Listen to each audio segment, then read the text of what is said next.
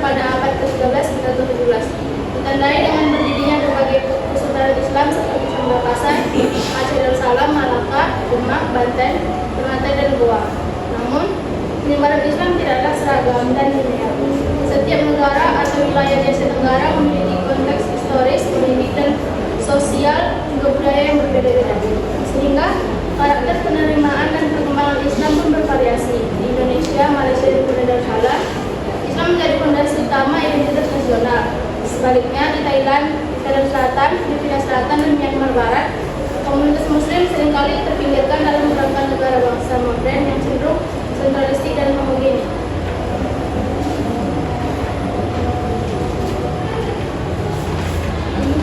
Sekarang kita masuk ke sejarah masuknya Islam ke Asia Tenggara. Yang pertama itu ada di Indonesia. Islam masuk ke Indonesia secara bertahap sejak abad ke-7 Masehi melalui jalur perdagangan internasional lewat Kanada. Sekarang kita masuk ke negara Malaysia. Masuknya Islam ke wilayah Semenanjung Malaya didorong oleh hubungan dagang dengan dunia Islam, terutama dari Barat dan Timur Tengah. Di paling awal adalah batu bersurat Terengganu yang terakhir 1323 Masehi menunjukkan telah berlangsungnya Islamisasi di wilayah timur. Pusat perkembangan Islam terbesar muncul di Kesultanan Malaka pada abad ke-15 yang didirikan oleh para Mesewara setelah masuk Islam dan bergelar Sultan Iskandar Shah. Lalu kita masuk ke negara ketiga, Brunei Darussalam. Islam masuk ke Brunei sekitar abad ke-14 melalui hubungan dagang dan politik dengan kerajaan-kerajaan Islam lain di Pulau Melayu, terutama Melaka dan Jawa. Sultan Muhammad Shah adalah penguasa pertama yang memeluk Islam. Brunei berkembang menjadi kesultanan maritim yang kuat dan berperan dalam menyebarkan Islam ke Filipina Selatan dan wilayah Kalimantan. Islam di Brunei berkembang sebagai kekuatan politik sekaligus sosial. Saat ini Islam merupakan agama resmi negara dengan sistem hukum syariah yang diterapkan samping hukum sipil. Yang keempat ada negara Singapura. Islam tiba di Singapura sebelum masa kolonial, dibawa oleh pedagang dan migran Melayu dan Arab. Sejak zaman Kesultanan Johor Riau, Singapura telah menjadi bagian dari jaringan pedagang Muslim. Setelah pendudukan Inggris pada abad ke-19, komunitas Muslim di Singapura bertambah karena migrasi dari wilayah Melayu, India, terutama Tamil Muslim, dan Arab. Pemerintah kolonial membentuk Majelis Ulama Islam Singapura atau MUIS untuk mengatur urusan Islam. Sekarang kita masuk ke negara Thailand. Akan dibacakan oleh teman-teman. Selanjutnya di Thailand. Islam masuk ke wilayah selatan Thailand. Petani ialah Narathiwat sejak abad ke-14 melalui interaksi dagang dan dakwah di Sumatera, terutama Aceh dan Pasai.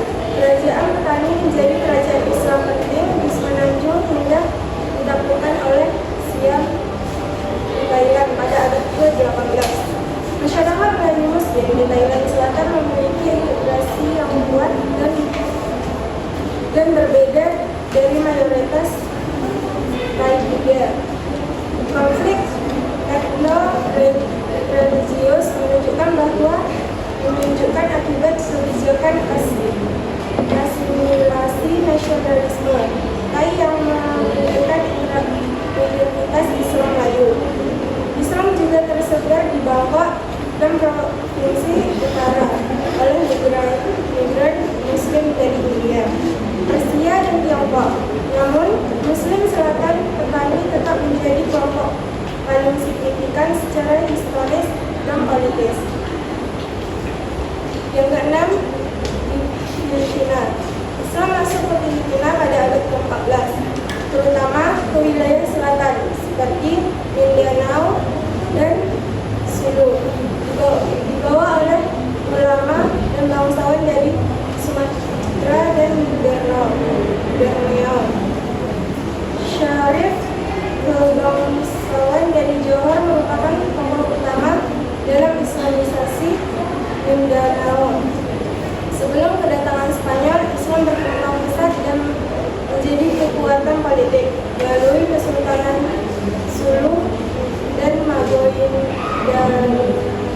Danau.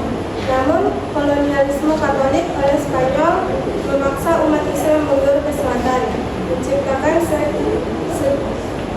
segregasi agama yang masih terasa hingga kini. Selanjutnya, di Myanmar. Islam masuk ke Myanmar sejak abad ke-15 melalui wilayah pesisir barat Arakan atau Rakhine, didukung oleh hubungan dengan Sultan Bengal.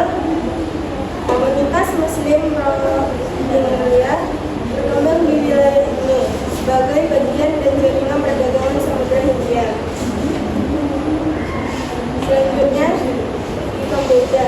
Islam masuk ke Kamboja melalui komunitas etnis Cham yang berasal dari kerajaan Champa, Vietnam Tengah. Setelah kekalahan Champa oleh Vietnam pada abad ke-15, banyak orang Cham bermigrasi ke Kamboja dan membawa serta Islam. Komunitas Muslim Cham tetap mayoritas, namun memiliki struktur sosial dan keagamaan sendiri. Yang ke-9, Vietnam. Islam di Vietnam juga diperkenalkan oleh etnis Cham Muslim. Komunitas ini terutama tinggal di wilayah selatan seperti Nguyen Huai dan Bien Huai. Mereka memeluk Islam sejak abad ke-15 dan mempertahankan praktik keagamaan hingga kini. Namun komunitas Islam Cham Vietnam menghadapi tekanan dari kebijakan negara dari sekular komunis. Selanjutnya, Laos. Islam adalah agama minoritas kecil di Laos. Masuknya Islam ke Laos terjadi melalui migrasi perdagangan Muslim dari India, Pakistan, dan komunitas Cham yang mengungsi dari Kamboja.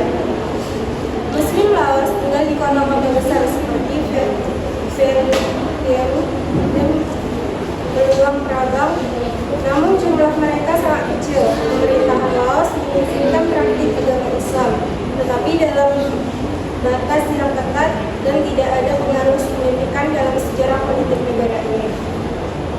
Dan terakhir, Timor Leste. Indonesia masuk ke Timor Leste secara terbatas pada masa kolonial Portugis, terutama oleh pedagang Muslim dari Sulawesi dan komunitas pedagang pendatang dari Indonesia bagian barat. Namun agama mayoritas tetap Katolik Roma akibat dominasi misi Kristen Portugis.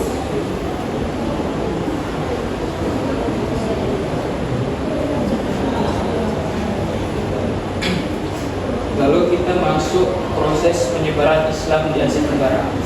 Penyebaran Islam di Asia Tenggara merupakan salah satu fenomena historis yang paling kompleks dan menarik dalam sejarah dunia Islam. Berbeda dengan wilayah lain yang mengalami Islamisasi melalui penaklukan militer, Asia Tenggara mengalami proses Islamisasi yang relatif damai dan berangsur-angsur melalui jalur perdagangan, diplomasi, perkawinan, dan aktivitas dakwah. Lalu proses penyebaran Islam di Asia Tenggara dapat dibagi menjadi 3 periode utama, yaitu periode abad ke-7 hingga ke-12. Fase awal kontak antara pedagang Muslim dengan penduduk lokal. Pada periode ini Islam belum mengakar kuat dan lebih bersifat individual. Yang kedua, periode abad ke-13 hingga ke-15. Fase pembentukan kerajaan-kerajaan Islam pertama seperti Samudra Pasai, Malaka, dan Demak. Pada periode ini Islam mulai menjadi agama resmi kerajaan. Lalu periode ketiga, abad ke-16 hingga 17, fase konsolidasi dan ekspansi Islam ke seluruh wilayah Asia Tenggara dengan munculnya berbagai kesultanan dan kerajaan Islam. Lalu ada jalur dan mekanisme penyebaran Islam. Jalur perdagangan maritim. Jalur perdagangan laut merupakan urat nadi utama yang masuknya Islam ke Asia Tenggara.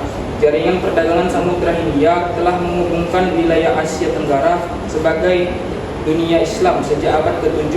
Pelabuhan-pelabuhan strategis seperti Malaka, Samudra Pasai, Banten, Gresik, dan Makassar. yang berkembang sebagai pelabuhan transit perdagangan sekaligus pusat penyebaran Islam. Catatan-catatan Arab klasik menunjukkan bahwa pedagang Muslim telah mengenal kode pelayaran ke Asia Tenggara sejak abad ke-9. Mereka tidak hanya berdagang, tapi juga membangun komunitas-komunitas, mendirikan masjid, dan mengajarkan ajaran Islam kepada penduduk lokal. Lalu ada penyebaran Islam di wilayah Kepulauan Melayu. Nusantara sebagai pusat Islam di Asia Tenggara. Kita ambil salah satunya contoh di Jawa. Di Jawa itu sendiri, Islamisasi Jawa merupakan salah satu proses paling kompleks dan menarik dalam sejarah penyebaran Islam di Asia Tenggara. Islam masuk ke Jawa melalui pelabuhan utara seperti Gresik, Tuban, Surabaya, dan Cirebon pada abad ke-14 sampai 15. Lalu Malaysia itu sendiri, Kesultanan Malaka sebagai pusat Islam Melayu. Kesultanan Malaka yang didirikan pada awal abad ke-15 merupakan kerajaan paling berpengaruh dalam sejarah penyebaran di Asia Tenggara. Sultan Muzaffar Shah yang memeluk Islam sekitar 1414 menjadikan Malaka sebagai kerajaan Islam Melayu pertama yang mencapai kejayaannya. Lalu ada penyebaran ke negeri-negeri Melayu. Dari Malaka, Islam menyebar ke seluruh semenanjung melalui jaringan perdagangan dan perkawinan keluarga kerajaan. Lalu Malaysia Timur, Sabah dan Sarawak sebagai bagian integral dari dunia Melayu. Singapura menerima Islam melalui pengaruh Kesultanan Malaka, kemudian Johor. Lalu Brunei Darussalam, dari Kesultanan hingga Nation State. Kerajaan Brunei memeluk Islam pada abad ke-14 melalui hubungan perdagangan dengan pedagang Muslim. Sultan Muhammad Shah yang memerintahkan sekitar tahun 1363 merupakan penguasa Muslim pertama yang sudah tercatat dalam sejarah.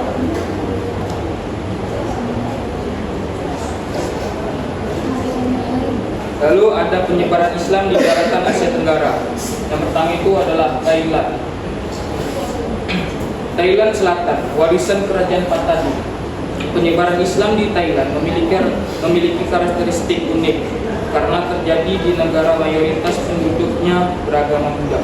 Islam masuk ke Thailand Selatan melalui dua jalur utama, dari Malaka melalui jalur darat dan dari Aceh melalui jalur laut pada abad ke-15 sampai 16. Kerajaan Pattani yang berdiri pada abad ke-16 menjadi pusat Islam penting di semenanjung Thailand.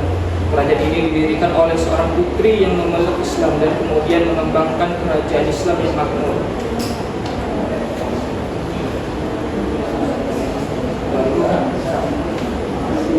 Ada Kamboja, Islam Cham di tanah Khmer. Penyebaran Islam di Kamboja sangat terkait dengan sejarah suku Cham yang berimigrasi dari Vietnam. Komunitas Cham ini membawa Islam ke Kamboja pada abad ke-15 sampai 16 setelah kerajaan Champa mengalami kemunduran akibat ekspansi dari Vietnam. Komunitas Muslim Cham Kambodia mengembangkan identitas yang unik, memadukan tradisi Cham dengan adaptasi terhadap lingkungan mayoritas Buddha Khmer.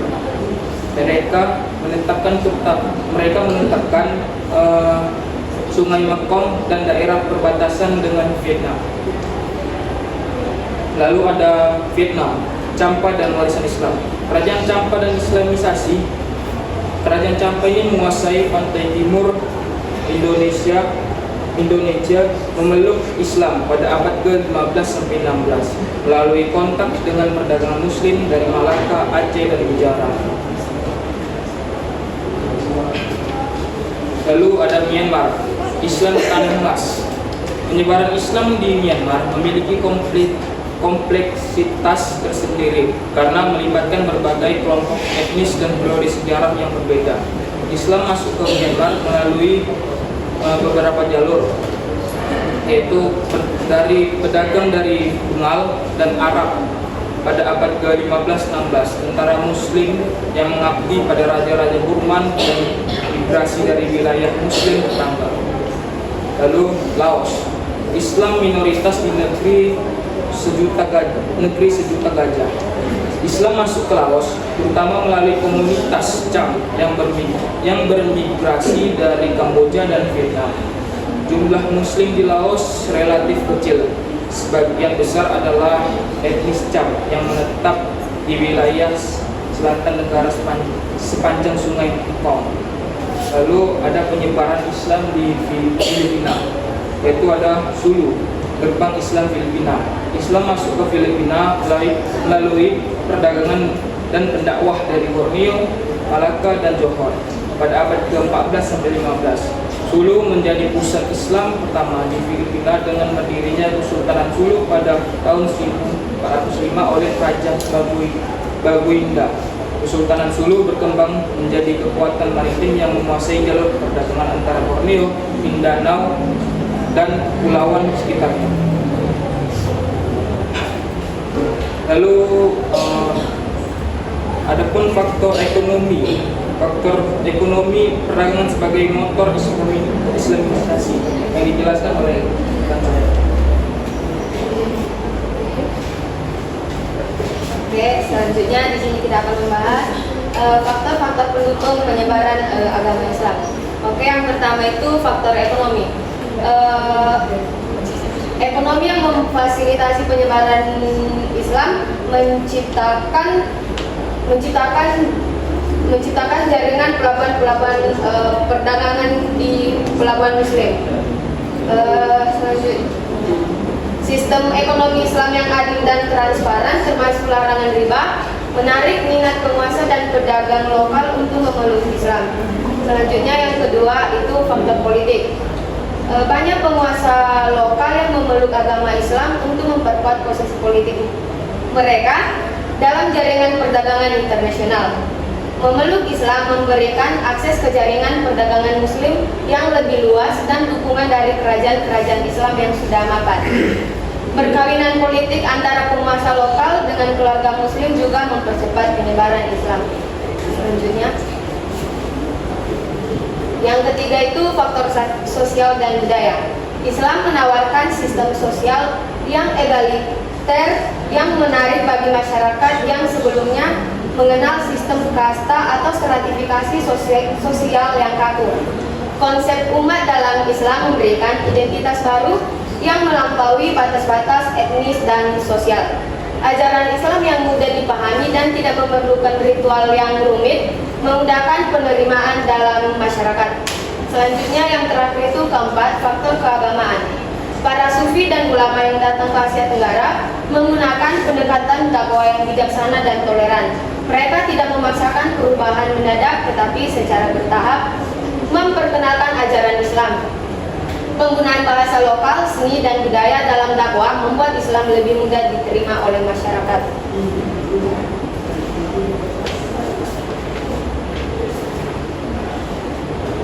Baik, selanjutnya itu dampak Islam di berbagai bidang di setiap negara. Yang pertama itu Indonesia.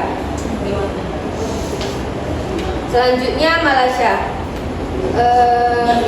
Di Malaysia, Islam memiliki posisi yang sangat kuat karena merupakan agama resmi di negara tersebut. Dalam kehidupan sosial, Islam membentuk norma dan nilai masyarakat Melayu, terutama dalam hal hubungan keluarga, pendidikan, dan etika pergaulan.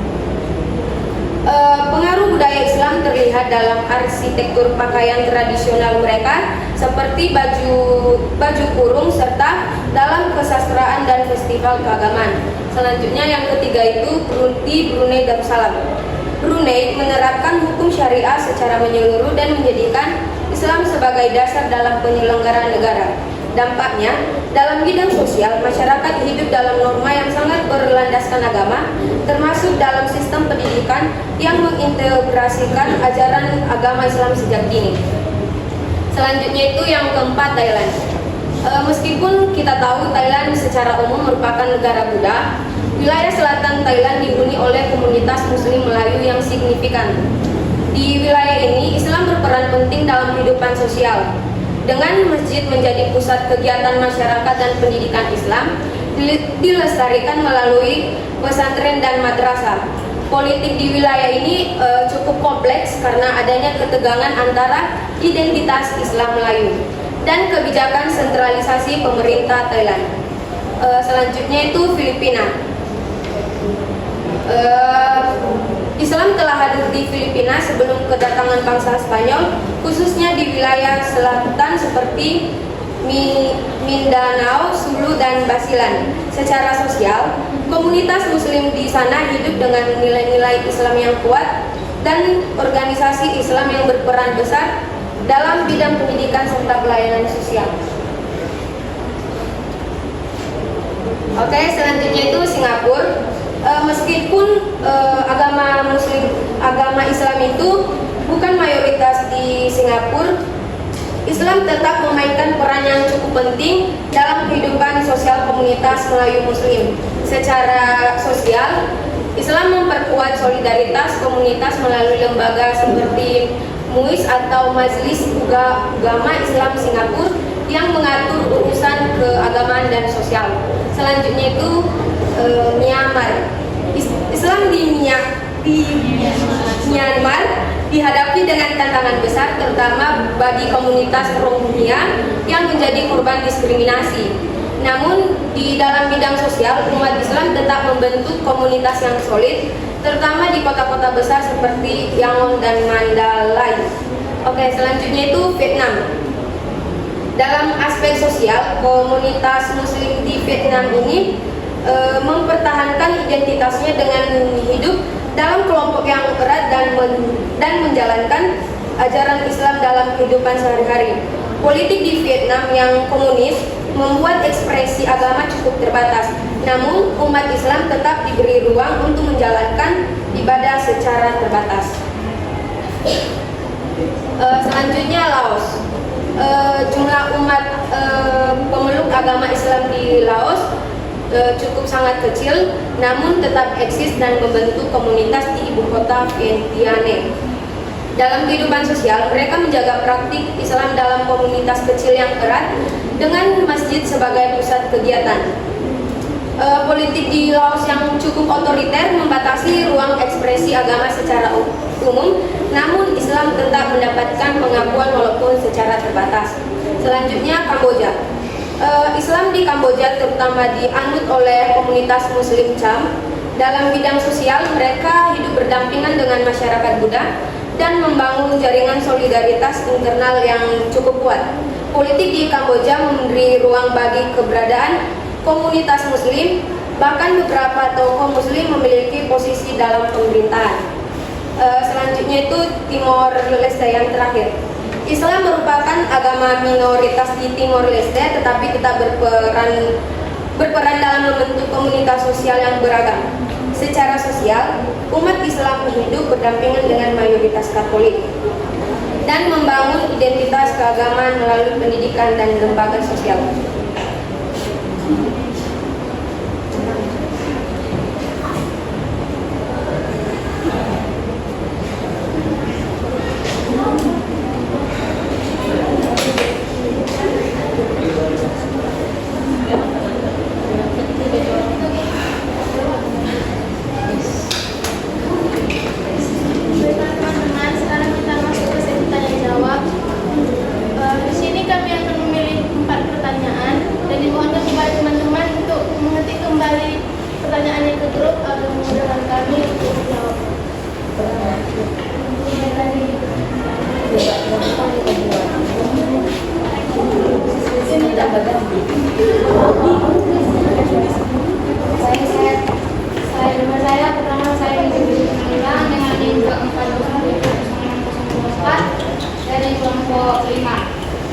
Dan saya untuk Yosiana.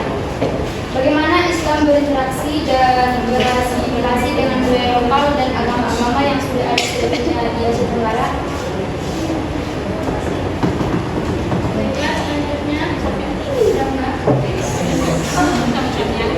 Terima kasih kepada moderator karena sudah memberikan kesempatan bagi saya untuk bertanya.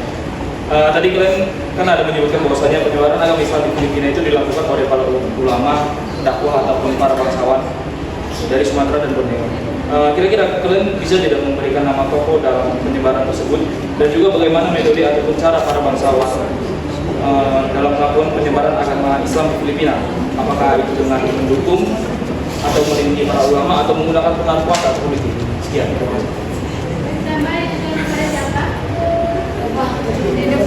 Oh, sorry. Pertanyaan saya ajukan kepada Sevia. Terima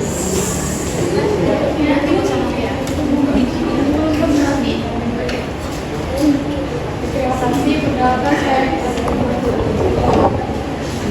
Perkenalkan saya Sofia Ramadan Setanggang dengan NIM 24070608 dari kelompok 2. Saya ingin mengajukan pertanyaan, bagaimana interaksi antara agama Islam dengan agama-agama lain yang ia dapati di daerah-daerah yang ia tuju, serta bagaimana dampak dari interaksi tersebut terhadap perkembangan pemikiran dan praktik keagamaan di Asia Tenggara. Pertanyaan ditujukan kepada Fitri. Terima kasih. Perkenalkan, nama saya Siti Pada Sedekar. Saya ingin bertanya, apa saja jalur laut dan darat yang digunakan dalam penyebaran Islam di Asia Tenggara? Baiklah teman-teman, di sini berikan kami waktu untuk menjawab pertanyaan dari teman-teman. Sembari itu kami silakan presentasi selanjutnya. Jadi terutama yang bertanya silakan mendengarkan. Kelompok berapa kalian? Kelompok 4 akan memberikan jawaban atas pertanyaan adik-adik. Pada moderator saya persilakan. Baiklah teman-teman, selamat pagi semua. Di sini kami akan melanjutkan presentasi kami sebelumnya. Saya akan menjawab pertanyaan dari Nita. Pertanyaannya, bagaimana Islam berinteraksi dan berasimilasi dengan budaya lokal dan agama-agama yang sudah ada sebelumnya, yang sudah ada di Asia Tenggara. Seperti yang kami jelaskan minggu lalu, Islam masuk ke Asia Tenggara melalui jalur non-militer atau tidak menggunakan kekerasan. Islam masuk melalui jalur perdagangan dan dakwah damai. Pedagang Muslim dari Arab, Persia, dan India membawa Islam ke wilayah pesisir seperti Sumatera, Malaka, dan Jawa. Dari pesisir Jawa dan pesisir Thailand. Lalu Islam juga melakukan adaptasi budaya dan tradisi lokal. Upacara adat banyak diislamisasi tanpa menghilangkan bentuk aslinya, dan seni budaya juga digunakan untuk menyampaikan pesan-pesan. Lalu masjid awal-awal di Indonesia dan Malaysia memiliki bentuk atap meru yang mirip pura Hindu Buddha, mencerminkan adaptasi arsitektur lokal. Bagaimana kita? Terima kasih. Pertanyaan selanjutnya akan dibacakan oleh Mas Saya. Baik, selanjutnya saya akan menjawab pertanyaan teman kita Damba. Pertanyaannya itu dari pemaparan kami itu kami jelaskan bahwasanya penyebaran agama Islam di Filipina itu dilakukan oleh para ulama dan bangsawan dari Sumatera dan Borneo. Terus selanjutnya itu pertanyaan itu kira-kira kalian bisa tidak memberikan nama tokoh dalam penyebaran tersebut, dan juga bagaimana metode ataupun cara dari para bangsawan dalam melakukan penyebaran agama Islam di Filipina. Apakah dengan mendukung dan melindungi para ulama atau menggunakan pengaruh kuasa atau politik?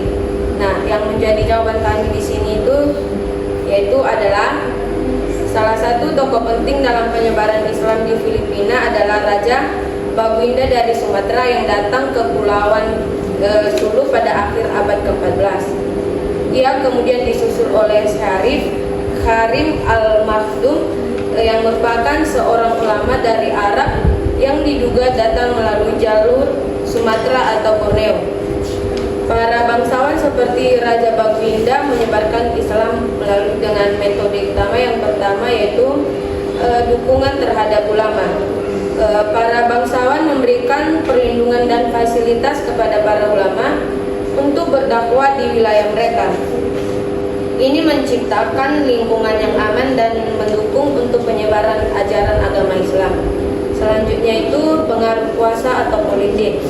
Bangsawan juga menggunakan kekuasaan politiknya untuk menjalin pernikahan politik, membentuk aliansi dengan pemimpin lokal, dan memperkenalkan hukum Islam dalam pemerintahan. Hal ini memperkuat posisi Islam sebagai agama resmi di kawasan tersebut. Sekian, apakah teman-teman kelompoknya Damba menerima jawaban kami?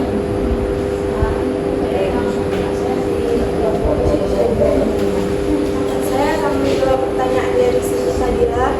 Pertanyaannya, penyebaran Islam di Asia Tenggara melalui jalur laut dan darat.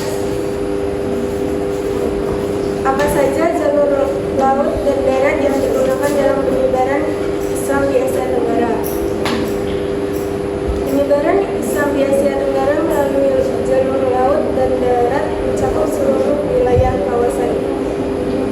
Jalur laut di Indonesia ada 4 jalur utama.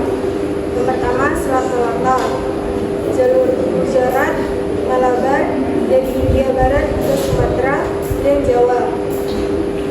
Terus ada jalur Laut Cina Selatan dan ada juga jalur antar pulau penyebaran dari Sumatera, Jawa, Sulawesi, Maluku, dan Nusa Tenggara. Di Malaysia ada 3 jalur strategis: Selat Malaka, Pantai Timur Semenanjung, jalur dari dan Sabah dan Sarawak. Di Singapura ada Selat Malaka dan Selat Singapura. Di Brunei ada Laut Cina Selatan dan jalur Filipina Selatan. Di Thailand ada Pulau Thailand, jalur dari Malaysia ke provinsi selatan Thailand, dan ada Pantai Barat. Di Vietnam ada Laut Cina Selatan dan Delta Mekong. Di Kamboja ada Pulau Thailand dan Sungai Mekong. Di Laos tidak memiliki akses jalur laut. Di Myanmar ada Teluk Bengal dan Laut Andaman. Kalau jalur daratnya, di Indonesia ada 4 jalur internal. Trans Sumatera dari Aceh ke seluruh Sumatera melalui jalur darat, jalur Sumatera dari pesisir utara ke pedalaman dan Jawa Tengah, Timur, Kalimantan melalui sungai-sungai besar dari pesisir ke pedalaman, Sulawesi jalur perdagangan internal antar kerajaan-kerajaan. Di Malaysia ada Trans Semenanjung dari pantai barat Malaka ke pantai timur, jalur perdagangan Perak, Kedah, koridor utara selatan, Borneo Malaysia. Terus di Thailand ada jalur Kra dan jalur selatan. Vietnam ada jalur Ho Chi Minh dan Delta Mekong. Kamboja ada jalur Mekong dan Angkor Phnom Penh. Di Laos ada jalur Mekong dan jalur pegunungan. Di Myanmar ada jalur Ayeyarwady, jalur Mandalay, dan jalur perbatasan. Di Filipina ada jalur darat berbasis dengan geografis kepulauan Mindanao dan Luzon. Brunei ada 1 jalur internal menghubungkan pantai dengan pedalaman laut. Di Singapura jalur ke Malaysia satu-satunya koneksi darat melalui Johor. Pola penyebaran khusus per negara dengan Islam mayoritas Indonesia, Malaysia, Brunei, penyebaran menyeluruh melalui semua jalur. Negara dengan minoritas Muslim signifikan seperti Thailand Selatan, Filipina Selatan, Myanmar, penyebaran terfokus di wilayah tertentu. Negara dengan komunitas Muslim kecil, Vietnam, Kamboja, Laos, Singapura, penyebaran melalui jalur perdagangan dan migrasi. Penyebaran Islam di Asia Tenggara menunjukkan adaptasi yang luar biasa terhadap geografis yang beragam, dari kepulauan tropis hingga daratan kontinental, dengan pemanfaatan semua jalur transportasi yang tersedia pada masanya. Baik, di sini saya akan menjawab pertanyaan dari Sofi. Pertanyaan itu ialah bagaimana interaksi antara Islam dan agama lain yang ada di tempat yang mereka tuju, serta apa dampaknya terhadap perkembangan pemikiran dan praktik keagamaan di Asia Tenggara. Interaksi Islam dengan agama-agama lokal seperti Hindu-Buddha sebelum kedatangan Islam, sebagian besar di wilayah Asia Tenggara seperti Kamboja, Thailand, dan Vietnam telah menganut agama Hindu-Buddha. Penyebaran ini dilakukan secara damai oleh pedagang, ulama, dan sufi melalui jalur perdagangan maritim. Islam tidak menggantikan secara langsung tradisi Hindu-Buddha, tetapi mengakomodasi unsur-unsur lokal seperti dalam kesenian, arsitektur, dan ritual keagamaan. Lalu ada kepercayaan lokal seperti animisme dan spiritualitas. Islam masuk dari seringkali mengakomodasi unsur-unsur kepercayaan lokal seperti kepercayaan roh leluhur, tempat keramat atau praktik ritual. Di daerah seperti Kalimantan, Sulawesi, Islam dan adat sering hidup berdampingan dan membentuk identitas lokal yang khas. Hal ini menghasilkan pemahaman Islam yang kontekstual dan pluralistik, meskipun tidak jarang memicu perdebatan teologis dengan kelompok Islam yang lebih puritan. Lalu dengan Kristen di wilayah seperti Filipina, Timur dan sebagiannya wilayah Indonesia Timur, interaksi Islam pada Kristen juga terjadi, terutama sejak kolonialisme Portugis dan Spanyol. Hubungan ini sering beragam, ada yang bersifat koeksistensi damai dan ada pula bersifat konflik atau kompetisi, misalnya dalam konteks misi dan konversi. Lalu ada dampak terhadap pemikiran dan praktik keagamaan. Pertama itu pemikiran keagamaan. Munculnya Islam sufistik di Asia Tenggara sebagai hasil dialog dengan tradisi lokal dan Buddha, seperti Hamzah Fansuri, Naruddin Ar-Rainiri, dan Syekh Yusuf Makassar yang menulis dalam bahasa Melayu dan memadukan pemikiran Islam dengan konteks lokal. Lalu ada pemikiran Islam lokal memperkaya di diskursus teologis dan tasawuf di dunia Islam secara umum. Lalu ada praktik seperti selamatan, tahlil, ziarah, kubur, dan ritual adat yang dikaitkan dengan ajaran Islam. Adalah hasil pertemuan Islam dengan budaya lokal. Ada pula bentuk ritual campuran yang tidak ditemukan dalam Islam, tapi khas di Asia Tenggara. Namun sejak abad ke-20 muncul juga gerakan reformis atau puritan seperti Wahabisme yang menentang bentuk sekretisme ini.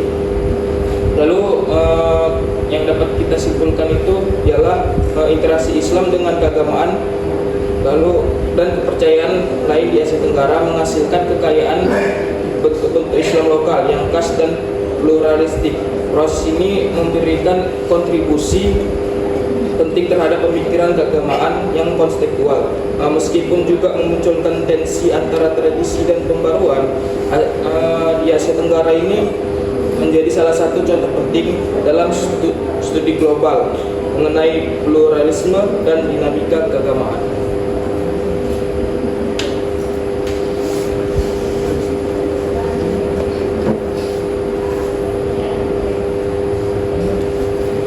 Baiklah teman-teman, sekarang kita masuk ke kesimpulan materi kami.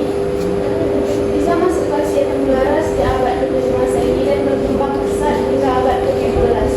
Proses masuknya Islam berlangsung melalui jalur damai, yaitu perdagangan, dakwah, para ulama dan sufi, serta pernikahan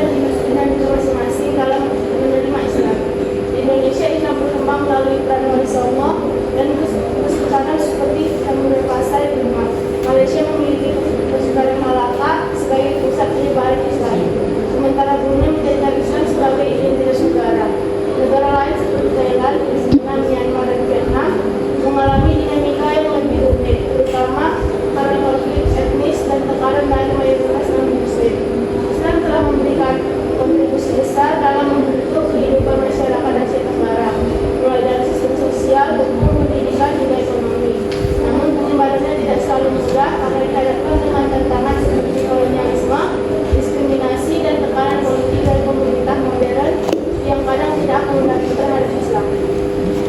Sekian presentasi dari kelompok 4. Semoga materi ini bisa bermanfaat bagi kita semua dan menambah wawasan kita. Mohon maaf segala kesalahan dan kekurangan.